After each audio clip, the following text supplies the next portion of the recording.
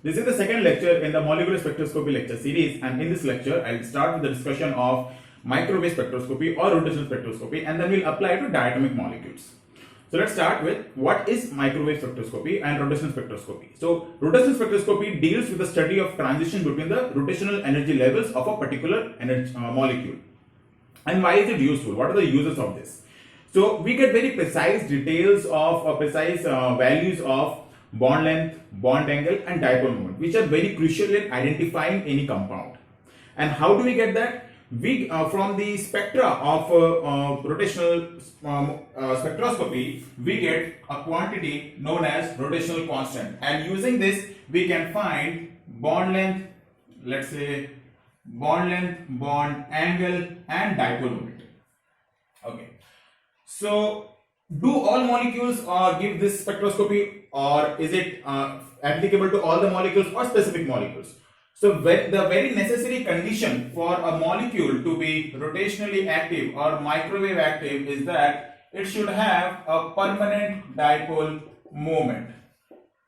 So this is a necessary condition for any molecule to be rotationally active, and we'll see for every type of molecules when we go through the diatomic molecules and polyatomic molecules. Okay, so how do molecules respond to the rotational spectra, and how do we get the spectra for the transitions that we see? So let's start with that. Let's say you have a molecule HCl and it is rotating along this curve. Now Cl being very heavy as compared to hydrogen, we can expect the center of mass of this molecule to be very much close to Cl. So that means it is rotating in a sense like you have tied a stone to a string and you are rotating through your hand around you. So that means the stone is now rotating along this axis. Around this axis it is rotating. So let's say there is an axis like this and it is rotating along that. Let's say this distance is r and the mass for this molecule is m. So classically, when you treat this rotational motion, you would get energy to be equals to half mv square. Now this velocity is r omega, where omega is your angular velocity. So you would get this to be half m r square omega square. Now we know moment of inertia is mr square. So I would get half I omega square, or I can write this to be half I omega whole square by I. And we know I omega, that is moment of inertia into angular moment, angular velocity is angular momentum. So I get half p square by I. Now this is the formula for the classical treatment of rotational motion. But we are dealing with quantum energy levels. So we want some quantum treatment for this particular motion. In the quantum mechanical treatment, the formula for the energy still remains the same. The only difference is that now this P was angular momentum, now it is J into J plus 1 H cross. Now it is a angular momentum operator. Now this J is your rotational energy level of the molecule, or the rotational quantum number. Okay. Now if this molecule is an electron, then P is your azimuthal quantum number. And we know azimuthal quantum number, let's say L equals to 1. The ml values is plus 1, 0, minus 1. So let's say for the same rotational quantum number, you have three different type of rotations, and how is that possible? So let's say this is the sphere of rotation, and it is rotating along this axis. So for the rotational quantum number L equals to 1, it can have rotations, these three possible rotations.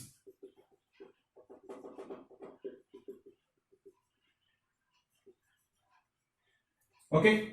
For this, ml equals to 0, this ml equals to plus 1, ml equals to minus 1.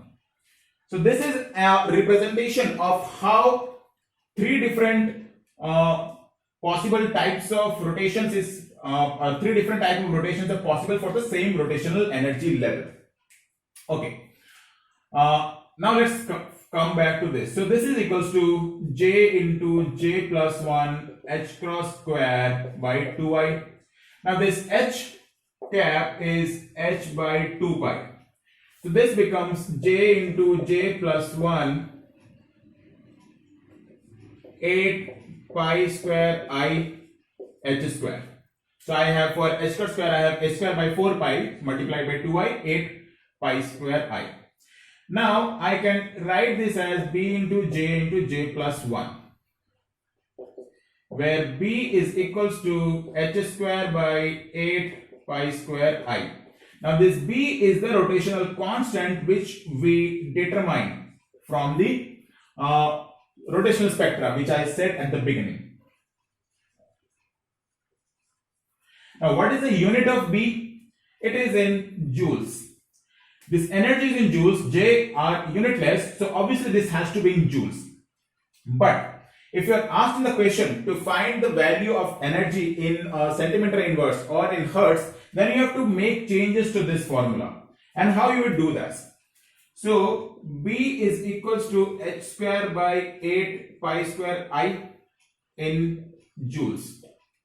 If you want to find in hertz, in terms of frequency, we know energy equals to h nu.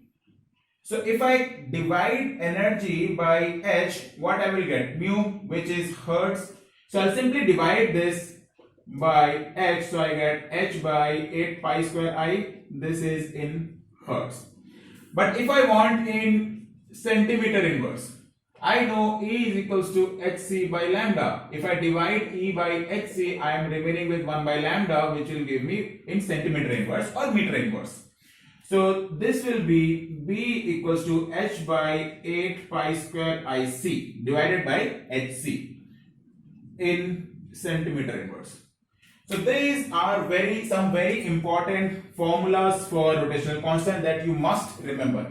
If you can remember the transformation of energy from joules to centimeter inverse and hertz, I don't think you need to remember these, but this you must remember.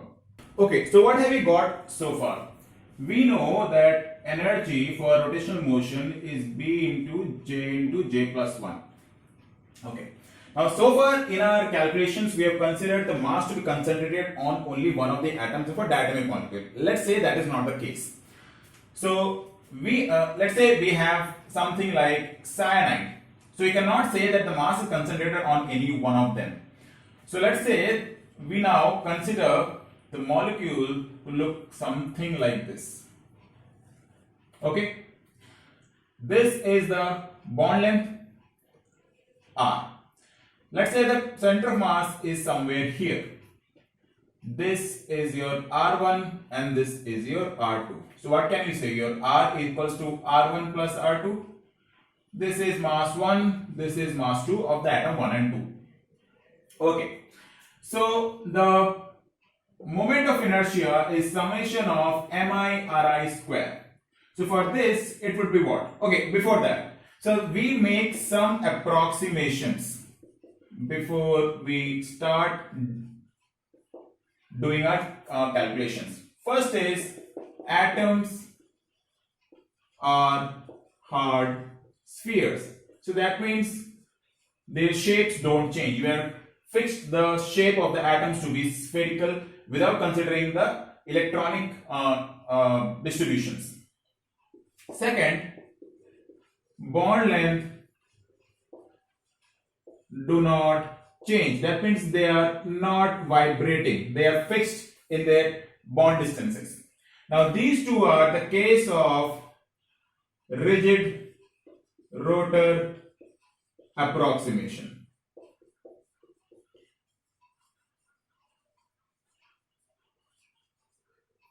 There is another case of non-rigid rotor approximation which we'll see in lecture 4 in this series. Okay, so if that is true, for this I would get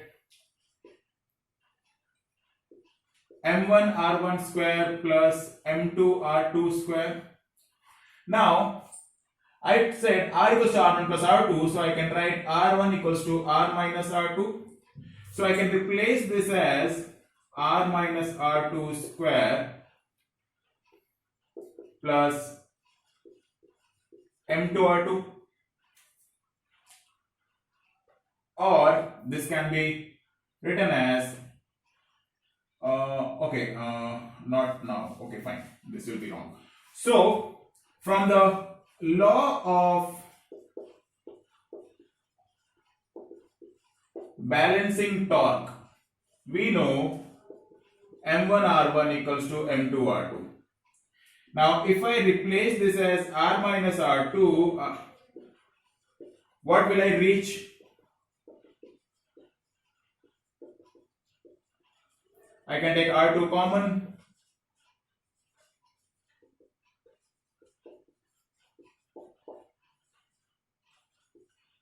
So what do I get? I get r2 is equals to m1r by m1 plus m2. Now instead of substituting r1, if I had substituted r2 as r minus r1, I would have got r1 is equals to m2r by m1 plus m2. So now we will use these two r1 and r2 in the moment of inertia. So I would get m1 m2r by m1 plus m2 whole square plus m2 into m1r by m1 plus m2 whole square. So I can take m1 plus m2 whole square as common. I am left with m1 m2 square r square plus m2 m1 square r square. Now from the numerator you can take common m1 m2 r square. You are left with m1 plus m2 by m1 plus m2 square. So I get m1 m2 r square by m1 plus m2. Now this m1 m2 by m1 plus m2 can be replaced by mu, and I get mu r square. Now this mu is what we know as reduced mass. And in case of diatomic molecules or high molecular cases, we would always take reduced mass rather than taking the molar mass of the molecule. Okay. So if we use this, now my B is equals to h square by 8 pi square I, and in this case this I is equals to mu r square. Okay. Now we knew E is equals to B into J plus 1. So for J equals to 1, what is E? J equals to 0. So the J values or the rotational contour numbers always start from 0. So for J equals to 0, E is equals to 0. For J equals to 1, E is equals to 2B. For J equals to 2, E is equals to 4B. Let's see, this 6B, this is 12B, J equals to 4, E is 20B. So now if you want to visualize it, you would realize that the energy levels are not equally spaced. The conservative energy levels are not equally spaced, and the spacing goes on increasing. This is 0 to 6, 12, 20. So you have 0 to 2, 2 to 6. This is J equals to 0, 1, 2, 3, 4. Okay. Fine. Now let's take a look. Okay, so this is the energy levels that you will get. Okay. Now let's take a look at selection rules that you have for diatomic molecules. Now at the beginning of this lecture series, I told you that selection rules are of two types: gross selection rules and specific selection rules. We'll see both for diatomic molecules one by one. Okay, so the gross selection rule for diatomic molecules is that the molecules must have permanent dipole moment. Okay, and if that is true, molecules like homodiatomic, like O2, H2, N2, they are all inactive in microwave spectroscopy. Even for non-polar polyatomic like CO2, benzene, these are microwave inactive.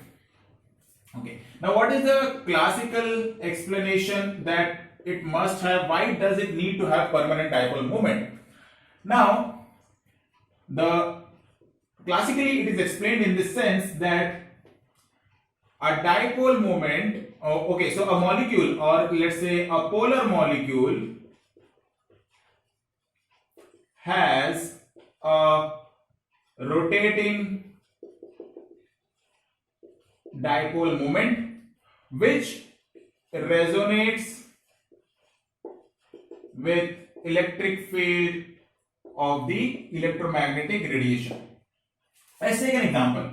Let's say you have the case of HCl, such that, let's say, this is how your HCl looks and this is the direction of the dipole. Now it is rotating. Let's say this is my 0 angle, this is my 90-degree angle, this is 180, 270, finally 360. So I can see a change like this. Now the electric field vector of electromagnetic radiation also oscillates in the same direction, and there is a resonance between the two, and that is why there is a constructive interference and you get some transition occurring in the rotational energy levels. But if you have a molecule like H2, so in that case, no matter how is the rotation occurring, the dipole moment remains 0 only. So it cannot do resonance with the electromagnetic radiation. So that is why permanent dipole moment is a necessary condition or a gross selection rule for diatomic molecules. But what is the specific selection rule? Now, as I have told, specific selection rules comes from the solutions of the transition dipole moment or transition integral. Now, for diatomic molecules, it is delta J should be plus minus 1 and delta Mj is equals to 0 or plus minus 1. So it's just like that L and Mn. Okay. Now, both of these come from the law of conservation of energy. Okay. Now, I forgot to mention one thing at the beginning of this lecture, that I am following Atkins physical chemistry and Banwell molecular spectroscopy for microwave spectroscopy so far. So if you want to go into details of whatever I've discussed, you can follow these 2 books which are available on internet for free. Okay. Now when delta J is plus 1, that means from lower energy level to higher energy level the transition is occurring. So that means that is a case of absorption. And when delta J is equals to minus 1 from higher energy level to lower energy level, that is a case of emission. Okay. Fine. So how would a spectra look like? So from here you can get the transitions are possible only between 2 consecutive energy levels, not more than that. So let us find difference in energy levels. Now if you go some minutes back where I had shown the energy levels, you could see the difference between energy levels. Let's say for J equal to 0 to 1, it is 2b. J equals to 1 to 2, it is 4b. J equals to 2 to 3, it is 6b. J equals to 3 to 4, it is 8b. The energy levels are something like this: 0, 2, 6, 12, 20. And you can see the peaks between two consecutive rotational transitions is always 2b. The difference between two consecutive you can say in that sense that the difference of in the energy of consecutive vibrations is 2b. Now when you look at the spectra, it looks something like this.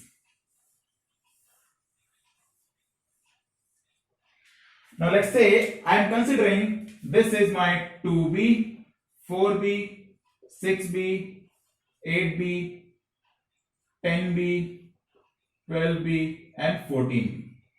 So if this is 2b, it is obvious this is for 0 to 1 transition, 4b is 1 to 2, 2 to 3, 3 to 4, 4 to 5, 5 to 6, 6 to 7.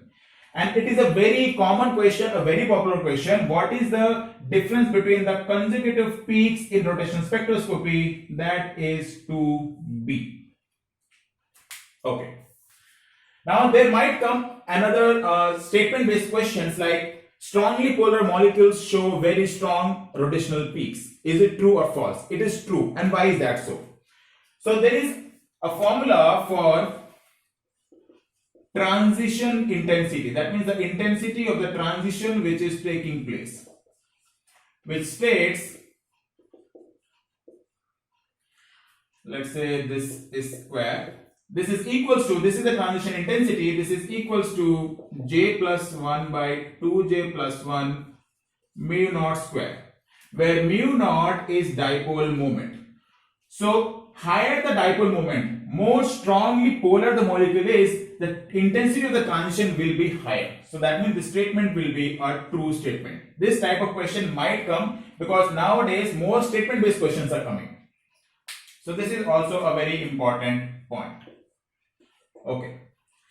Now you can actually devise a formula to find the energy for any rotational transition. Let's say delta E is equals to B J dash plus 1 minus B J into J plus 1, where J dash is a higher energy level to which transition is occurring.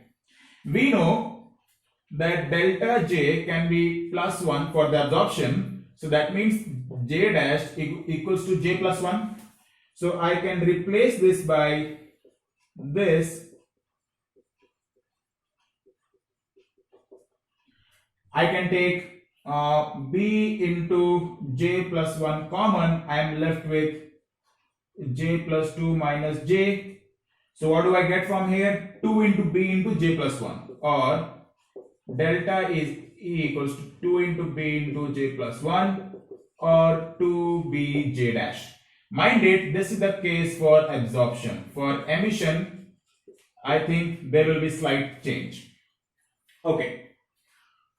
So if you have to find, let's say if you have to find the energy for transition from 3 to 4, so that would be 2 into B into 4, which is 8B.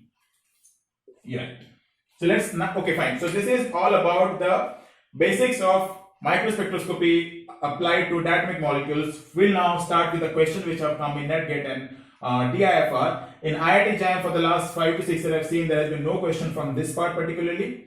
But in the GATE, there was a recent question in GATE 2020 for the for the GATE 2020. We'll start with that question. So the first question we have is from GATE 2020, and the question says, this came for a 2 marks question. It states that the frequency of pure rotational line in the spectra of NO due to change in quantum number from J equal to 1 to J equals to 2. So that means J equals to 1 to 2 is a transition. And you have to find the frequency in centimeter inverse. That means you have to find delta E in centimeter inverse. Now we know it was 2B J dashed. So that means 2 into B into 2 or 4B. Now B has to be in centimeter inverse. Now in centimeter inverse, B was H equals to 8, B equals to H by 8 pi square IC. Now it is given in the question that values of I, so I am directly putting it here, 6.626 10 power minus 34 joules second. And let's say if I am finding 4B, this will be into 4. And I have value for moment of inertia 8 into 3.14 square into 1.6467 into 10 power minus 46 kg meter square. And I have C is equals to 3 into 10 power 8 meter per second. Okay. Now for converting this meter square to centimeter, you would need 10 power 4, and for this you would need 10 power 2. Now solving this would give you an answer of 6.80, and the range was given to be 6.80 to 6.82. So you must be getting somewhere 6.80 to 6.82 for this particular question. Okay. So the next question we have is from GATE 2007, and the question says the J equals to 0 to 1 rotational transition for HBR occurs at, okay, so J equals to 0 to 1, and they have given delta E to be 500.72 gigahertz. Assuming the molecule to be a rigid rotor, the J equal to 3 to 4. Now they want J equals to 3 to 4. Now we know delta E for this is 2B, right? Delta E for this is 8B. 2BJ dash, right? That's right. So that means it will be 4 times of this, or I can write 4 into 2B. So that means 4 into 500.2 gigahertz. But the difference is they have asked to find in centimeter inverse. So that means you have to convert this gigahertz into centimeter inverse. How do you do that? We know E is equals to h nu, and this is also equals to hc by lambda. So that means if you can divide, okay, so this is E by h equals to mu, and this should also be equal to c by lambda. So that means if you divide mu by c, you would get lambda, that means in centimeter inverse. That's what we are going to do. So we have this 4 into 500.72 into 10 power 9 hertz divided by 3 into 10 power 10 centimeter per second. This is also per second. These get cancelled. So what am I left with? So I get this is 1 point, let's say this is 200 point, not 200, this is 202.88 into 10 power 9 by 3 into 10 power 10. So that will be 20.288 in, because this goes 10 power minus 1, so I have done that, divided by 3. This should be 6 point, so okay,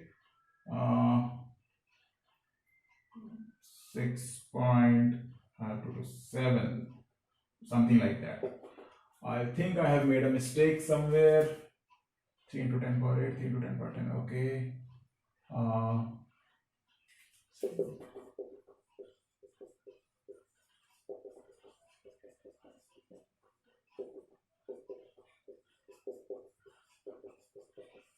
Okay, this way also it works.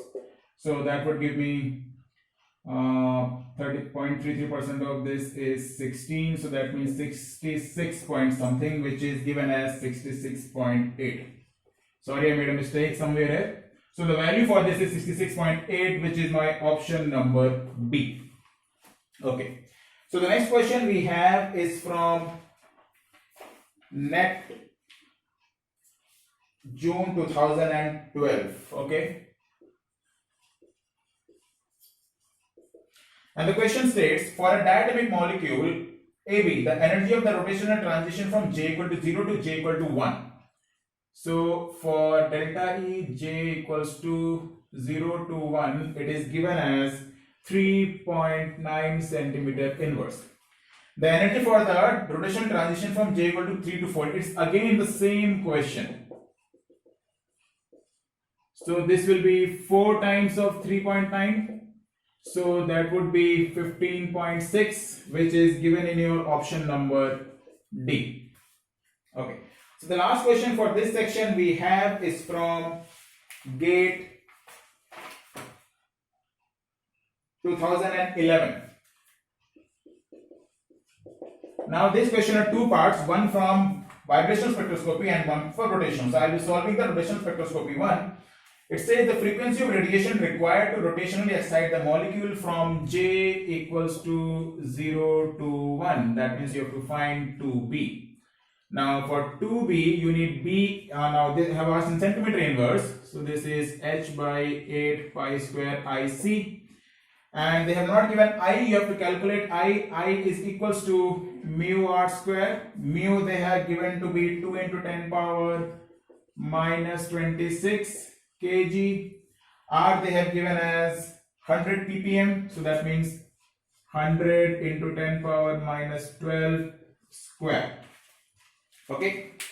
So you would get here. So this is 10 to the power minus 10. 2 into 10 power minus 46 kg meter square.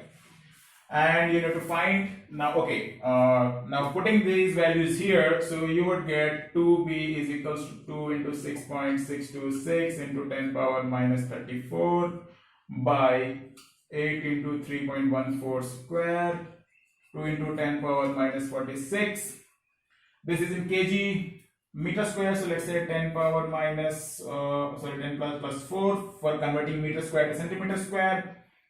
And I have 3 into 10 power 10 centimeter per second. Okay.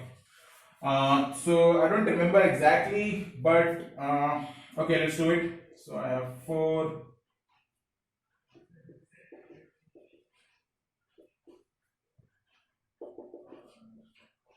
Okay.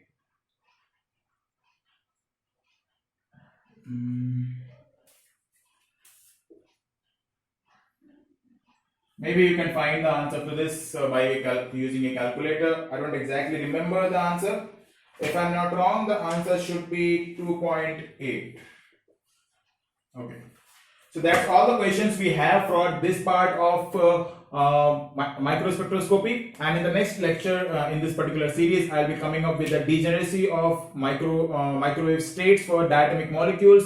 How can you find the Jmax? And then we'll see the application-based questions which have come in NET, GATE and TIFR for diatomic molecules. That means finding bond length, bond angle, dipole moment or reduced mass of the molecules.